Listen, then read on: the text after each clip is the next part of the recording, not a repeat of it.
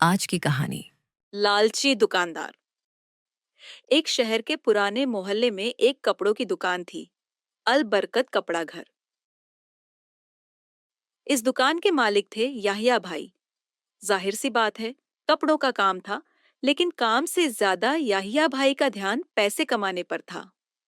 शुरुआत में याहिया भाई ईमानदार थे, रोज वक्त पर नमाज पढ़ते, समय पर दुकान खोलते और सभी को बराबरी का माल देते। लेकिन समय के साथ उनकी नीयत बिगड़ गई। उन्होंने सोचा, अगर मैं थोड़ा कम माप दूं, थोड़ा ज्यादा दाम लूं, तो किसे पता चलेगा।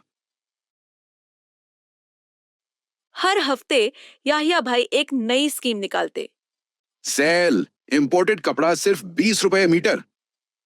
आज का ऑफर, 2 लो 1 फ्री। लेकिन फ्री वाला सबसे बेकार होता।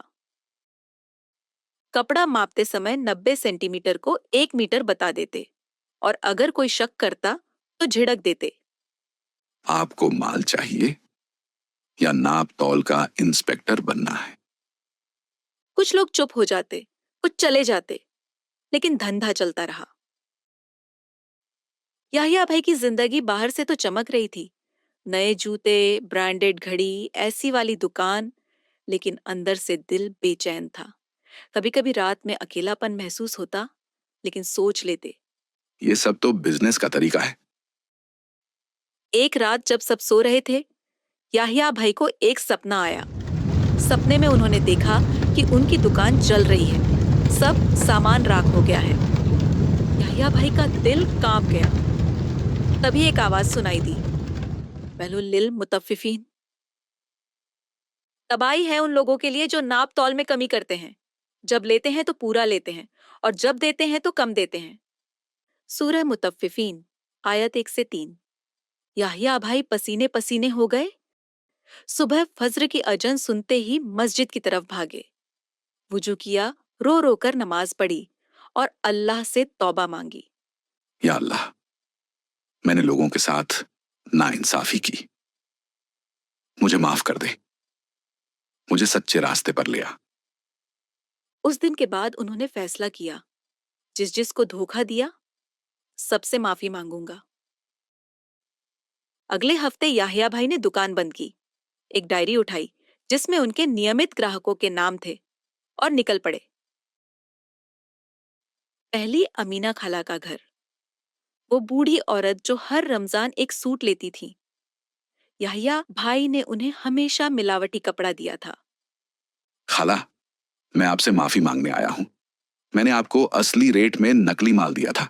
ये असली कपड़ा है आपके लिए, और ये कुछ पैसे भी। अमीना खाला रो पड़ी। बेटा, तू तो माशा अल्लाह मेरे बेटे जैसा है। अल्लाह तुझे हिदायत दे चुका है, अब बस हमेशा सच्चाई पर चलना। इमरान भाई की टेलर शॉप, कपड़ा कम मापा था, सिलाई में परेशानी आई थी। इमरान भाई, मुझे याद है आपने कहा था कि कपड़ा छोटा है। तब मैंने मना कर दिया था। माफी चाहता हूं। इमरान भाई ने उन्हें गले लगा लिया। लोग पहले हैरान हुए, फिर भावुक। आज के दौर में कौन धोखा देने के बाद माफी मांगता है? याहिया भाई ने अपनी दुकान का नाम बदल दिया, सदाकत कपड़ा घर। अब हर कपड़े के साथ लिखा होता, मीटर का सही नाप, कपड़े की असली उत्पत्ति, गारंटी। अगर माल पसंद ना आए, वापस कर सकते हो। अब याहिया भाई के पास पहले से ज्यादा ग्राहक आने लगे और उनके पैसे में बरकत भी है। और सबसे बड़ी बात, दिल में सुकून है। कहानी की सीख, लालच से रोजी बड़ी लगती है, लेकिन बरकत चली जाती है।